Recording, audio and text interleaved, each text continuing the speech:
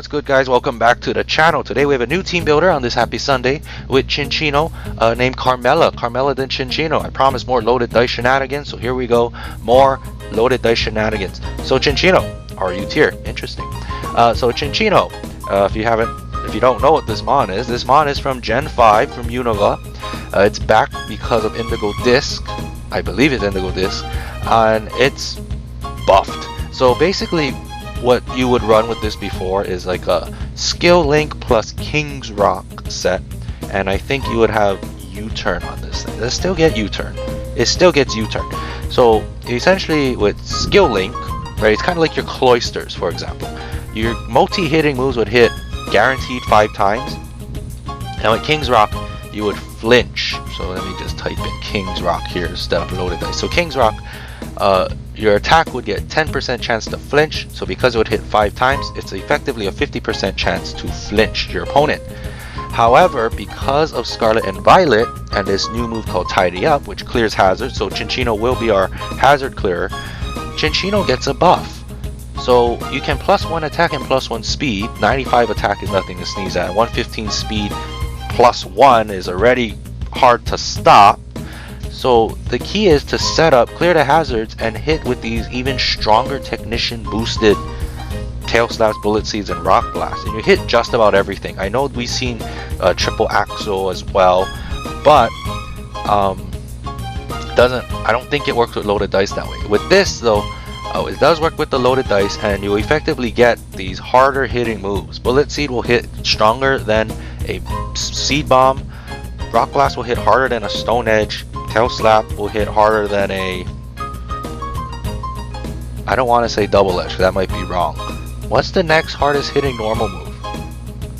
I'm not too sure, but it'll hit hard is what I'm saying. So Carmella isn't one to sleep on. However, just because of this moveset, so last time you've probably seen it is in our Kotatsu set when we faced against that mono normal team. So that was a loaded dice Cincinno, and you've seen shades of it there where they tidied up +1, +2. And so at +2, actually you could sweep a whole team. The only thing that really walls you is a Corviknight, but you have Rock Blast for it. And I don't know what else is there that can wall. Steel, so a Ferrothorn example would. A good thing Ferrothorn isn't in this game, but yeah, that would be the only thing to effectively wall this mod. Actually, Aegislash would, right? But yeah, so with Cincinno here, we're going to clear the hazards, send out an opportune time to clean the hazards, and then Terra Normal to get these hard-hitting Tail Slaps off, and just kind of clean up the team. It's either going to be sent in early game to do some big damage and weaken defenses, or be sent at the end and kind of clean up the game. So it's never going to be in the middle. I never want to send this thing in the middle unless it's an opportune time. Right, and we're always looking for those opportune times. We're the ultimate opportunists with this Cincinno set. As you notice on this team, we have a lot of returning mons, 2 making their debut and 1 new set. So let's get to our returning mon. Coming back is Railroad, our special defensive Spiritomb, running Will-O-Wisp, Hex, Pain Split, Dark Pulse, the same set as our Kumquat set. And so yeah, Spiritomb is a monster, special defensively. We're gonna spread burns with Will-O-Wisp and get those Will-O-Wisp plus Hex off, which are going to do a lot of damage. It's going to be 65 times 2, which is 130. And coming off of a base 92 special attack, that is going to hit pretty hard. Dark Pulse is there for general coverage, Pain Split for recovery. This Grey Road is running Infiltrator instead of Pressure, just to break through those barriers like Reflect Light Screens, Aurora Veils, and Substitutes, because Substitutes will shut this thing down. So that's why we are running the Infiltrator. Sorry, I hit the mic there. It is somewhat taunt fodder as well, so we kind of don't want to send this thing against taunt mons. We do want to try send this thing on special attackers, but hopefully not set up special attackers. So like if you nasty claw with Azelf, right? We don't want to send it in. It'll probably take 1 hit, but we want Spiritomb to last a long time, just because also recovery isn't the most reliable. It's only Pain Split and leftovers, and that's relying on how much damage you've taken. So we kind of don't want to send this thing in weakened. We kind of want to send this thing in as healthy as possible and Pain Split at the right time, right? So That's our flaw that we did with Grey Road last time. We didn't send it in on too many opportune times, and it kind of fainted a lot. It did some damage and spread some burns, but we want to get more utility out of it. So that will be the goal, is to improve our Spiritomb usage. Making another return is Supernova. I think the last time you've seen this was the Skeledirge set. I think, if I recall correctly. But Supernova is back. We're running a different set, so it's not our special attacking sweeper set that we ran with the with the booster energy. This is our Toxic Spikes lead-esque set, so it's gonna be similar to how we run Bronzong, setting up late game hazards. This is gonna be our late game Toxic Spiker, right? Or could be a lead. It's gonna be switching with Magnitude there. So it's gonna run Toxic Spike, Sludge Wave, Fiery Dance, Morning Sun.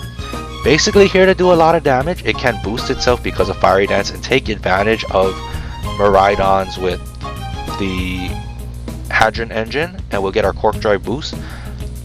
This, I believe, will still get our special attack boost, so it's still going to be just as potent, but we're going to be here more for utility purposes with Toxic Spikes and just to punch holes in our opponent's teams. If we can get poisons off, it just makes Carmella's job easier. We have Morning Sun for recovery. So it is meant to be a little bit more bulky, although we're running it offensively with this spread here. Supernova is here to kind of, yeah, like I said, punch holes through teams, but not meant to sweep. That's what Carmella is for. Making a debut, our defensive wall is Troopa, the Chestnut.